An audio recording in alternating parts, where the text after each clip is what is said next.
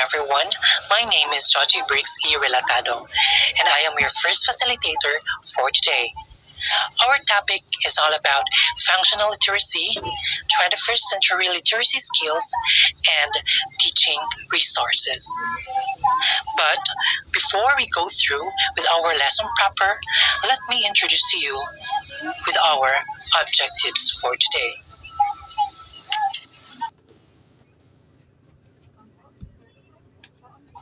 At the end of the lesson, the student will be able to, number one, recite their understanding about developing functional literacy by citing concrete experiences.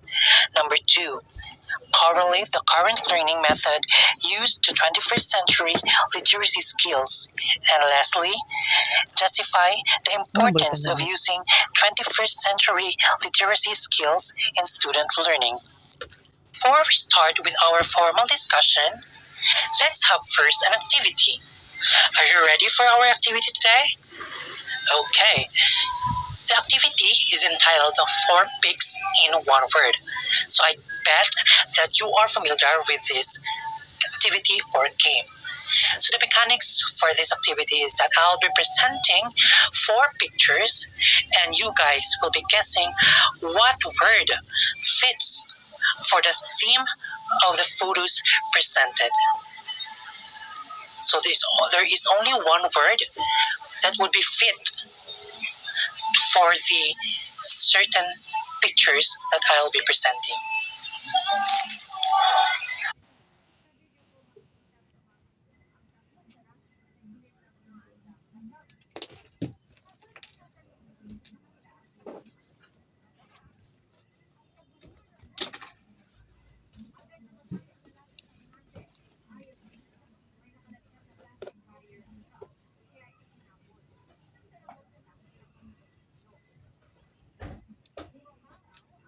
Very good. You guys got it correctly. What is functional literacy? It refers to a practical skill set needed to write, read, and do the math for real-life purposes. So people can contribute meaningfully in their environment and community. Literacy is usually defined as the ability to read, write, and do math. But what do we mean by reading? People may be able to read words in a document, but can they grasp the arguments or analogies? How about writing? Students may be able to write or type sentences, but can they express complete, cogent thoughts? Then there's math. Workers may be able to count numbers, but do they know how to analyze graphs, interpret statistics, or plan budgets? There are skills needed to make decisions and functions well in daily life. Clearly, reading or writing words and numbers is not enough to assess literacy. People need to be able to understand and use the words and numbers for practical purposes, such as deliberating as ideas and solving problems. This broader definition of literacy is called functional literacy. There are 8 kinds of functional literacy. First, let's have media literacy. So what is media literacy? Media literacy, it is the ability to identify different types of media and the messages they are sending. When we speak of media, it encompasses printed media such as newspapers, magazines, and posters. And we have as well theatrical plays, tweets, and radio broadcasts. Second, we have the religious literacy. What is religious literacy? It is the knowledge of and the ability to understand religion. Religious literacy emphasizes not only an understanding of religious texts, practices, and beliefs, but also an understanding of how religions shaped and are shaped by ever-changing cultural, social, and political contexts. The importance of being religiously literate is increasing as globalization has created a greater links and migration between societies of different cultures and faiths. Third, we have the financial literacy. It is the possession of set of skills and knowledge that allows an individual to make informed and effective decisions of their financial resources. Financial literacy is critical because it equips us with the knowledge and skills on how to manage our money effectively.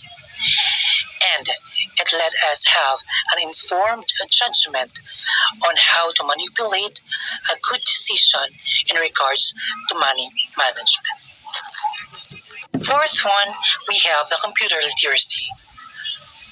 It is defined as the knowledge and ability to use computer and related technology efficiently, with skill levels ranging to elementary use to computer programming and advanced problem solving. One, we have the legal literacy. Legal literacy, also called as public legal education. It is the empowerment of individuals regarding issues involving law.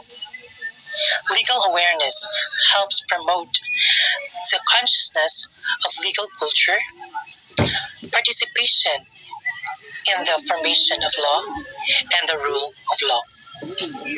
Legal literacy connotes the knowledge of primary level in law. After the citizen become aware of the rights provided to them by law, they can use the awareness as a tool to fight injustices. Such awareness can transform their lives. Next one is the scientific literacy. Scientific literacy is a knowledge and understanding of scientific concepts and processes that are required for personal decision making, participation in civic and cultural affairs, and productivity of the economic. Seventh one, we have health literacy. Health literacy is the degree to which individuals can obtain, process, and understand health informations and services needed to make an appropriate health decisions. The last one, we have civic literacy. This means that you need to have the skills and abilities that you need to participate in making a change in your community. The participatory approach is a teaching strategy that incorporates themes or content area that are of interest of the children. It's a way of organizing the classroom that motivates the learners to participate in the act of teaching, a peer-based learning process. This approach forces us to practice our micro-teaching skills as we help learners to accomplish the goals that we set. This approach changes the role of the teacher. Instead of giving instruction and then stepping back to allow the students to learn, the teacher works together with the students. Community mapping, transect walks, focus group discussion, gender role, use of drawings, posters, role-play theater, and songs are examples of participatory method. There are lots of participatory tools, techniques available to help the student in the guiding process. And now, let's proceed to 21st century literacy skills. As we teachers in this generation, we should be able to lead with our practice and adapt based on the needs of the students and learn new teaching resources. So, our first skills is student-led learning or cooperative learning. On your own idea, What is student-led learning? Okay, thank you for your idea.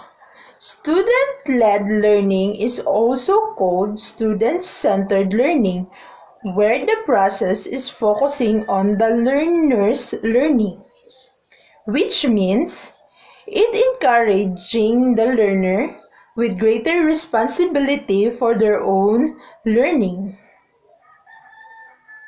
By what? By what? By helping them to discover their own potentials, encouraging learning through trials and errors, and developing independent and critical thinking and problem-solving skills. Therefore, students-led learning is an independent approach to equip them through the key skills that they will later rely on life. For example, teacher presented quotation in the board, and now teacher want to know the thoughts, ideas, or perspective of her student. So, she called Anna to give his understanding behind that quote. Do you think that the teacher initiates student learning skills? How? As what the teacher did, it is student-led learning activity skills, where the teacher encouraging Anna to think and open her awareness into a critical thinking by delivering his own idea or perspective into a quotation presented. These are some effective ways to facilitate students-led learning in classroom setting. First is rearranged classroom. So, rearranged classroom involves rearranging the layouts of the table and chairs, but could also involve softer touches as displaying power paths on the table or posting posters that motivates the class and highlights key learning areas for the term. Question. So what do you think rearranging the classroom is effective ways to facilitate students-led learning? Okay, that is correct. Rearrange the classroom is helpful to students to able for them to determine what their classroom and open their awareness of how classroom looks. Like create a more enjoyable learning environment because they are motivated to their resources. 2. Develop self-awareness. So, it allows students to become more aware in their personal strengths and weaknesses. Students can develop their confidence as this approach naturally lends itself to more peer groups and collaborative learning. Just for example, the teacher assigned tasks to her students to perform a drama entitled Happy Family. So the leader gave the script, describe the character that they will portray. So the member chose their preferred character in the story. Question. How that underlined sentence or scenario develops self-awareness? My own understanding, students prefer to choose the scenario that fit to their capabilities because they know their weaknesses and strength, their abilities and their capabilities. Use of individualized learning application is the number 3. So with the support of individualized learning application, this self-awareness can be further built upon through instantaneous feedback loops or reinforced learning and adaptive learning resource used to allow student work at home or or school depending on receiving support or student interact with example of individual learning application is we have YouTube, Google, or many mention. So the individualized learning application will help to students enhance their learning and skills through the application provided by our technology. Number 4. A for conceptual understanding. So students should focus their learning on underlying concepts rather than simply memorizing facts, as its deeper understanding will invite more device and cross-curricular applications. So it means that students should be actively participating on their education. Put it in the mind that students should know their learning on underlying concepts. So for example, asking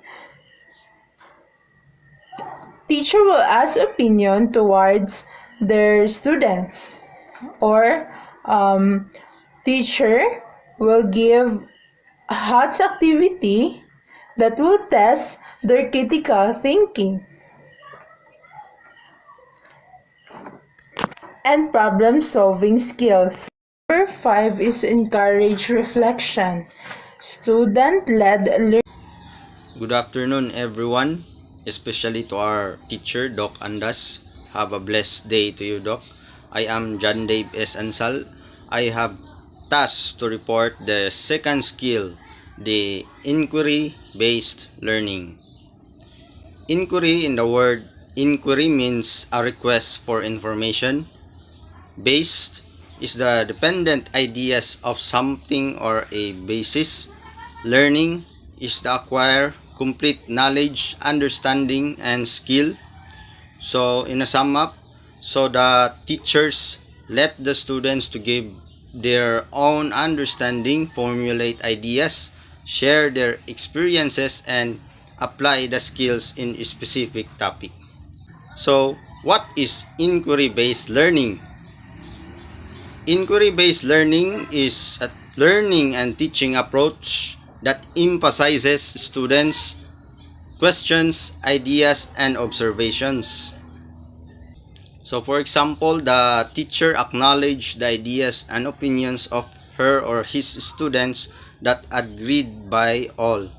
Another specific example is that in my observation and point of view, their presentation is brilliant and informative as it persuades the students to engage and cooperate in the class.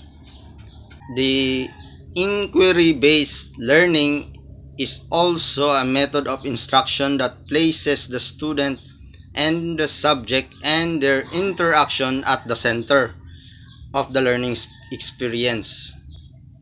For example, to have a engaging classroom environment, the teacher gives the activity and facilitates only. The students here are the most engaging and cooperating the said activity. All students should participate. So another example is in the classroom, the teacher gave the instruction of activity. They divided into groups and make a big idea in presenting the task. In order to achieve the task, each students must counterpart and give their brilliant ideas and or make a brainstorming, so that as the ideas collected and sum up, they have now a concrete ideas and ready to present in the class. The teacher will facilitate, correct, and assess the students' ideas to have a better understanding and concrete ideas that's been shared.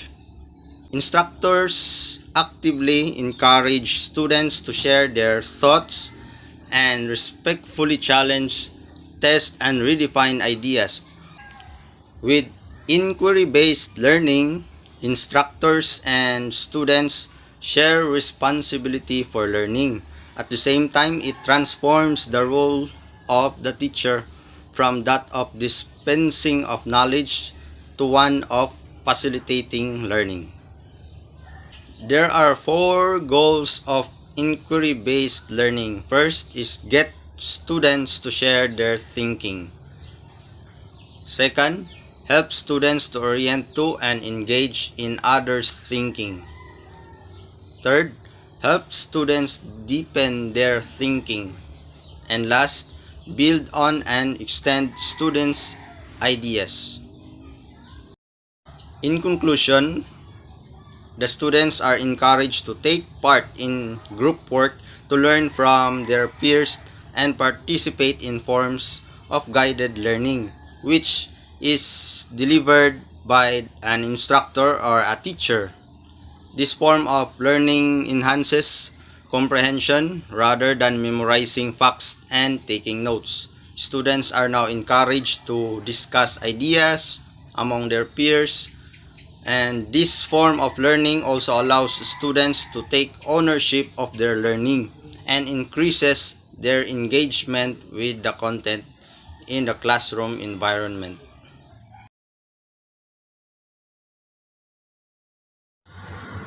Good afternoon, everyone. I am Anime C. Carbajal, the fourth reporter of Group 6.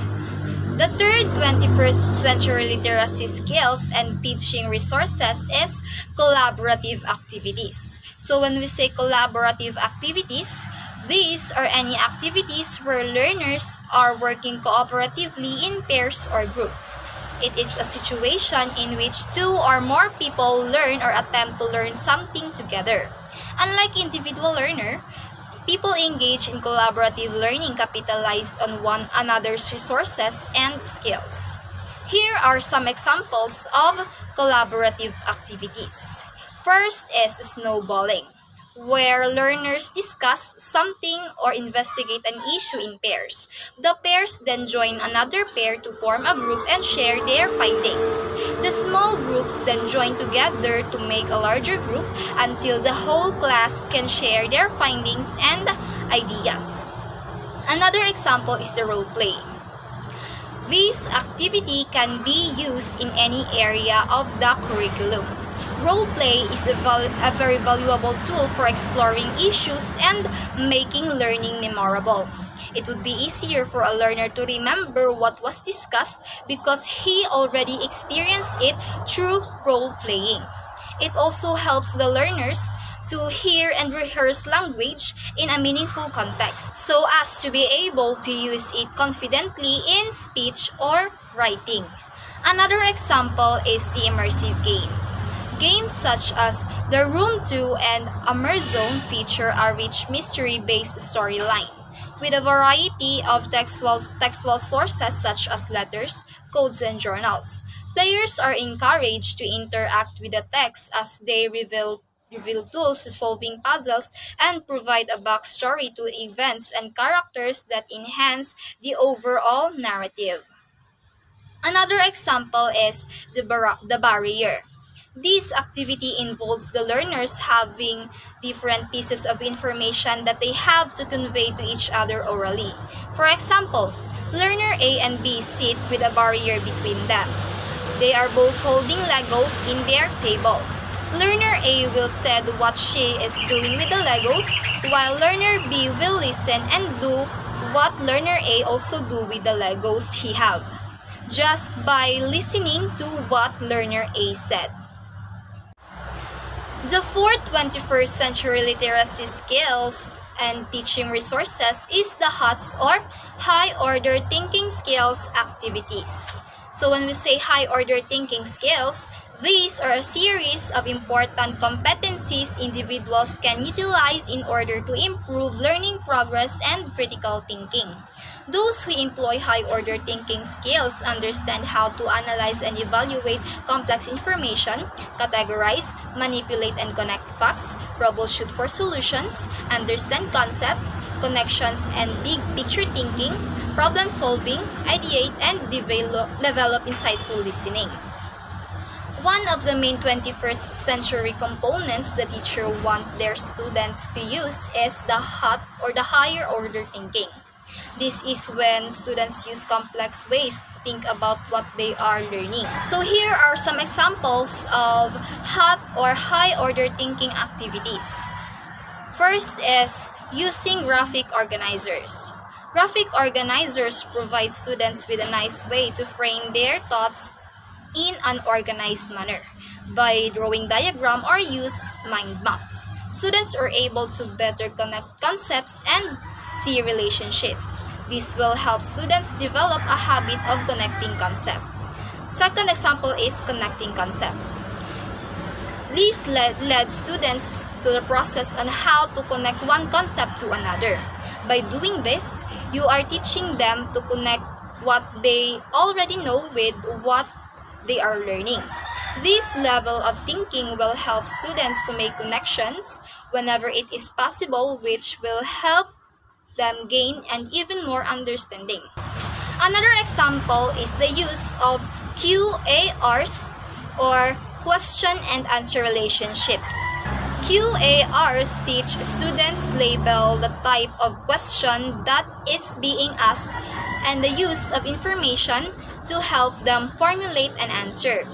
Students must disappear if the answer can be found in a text or an online and if they must rely on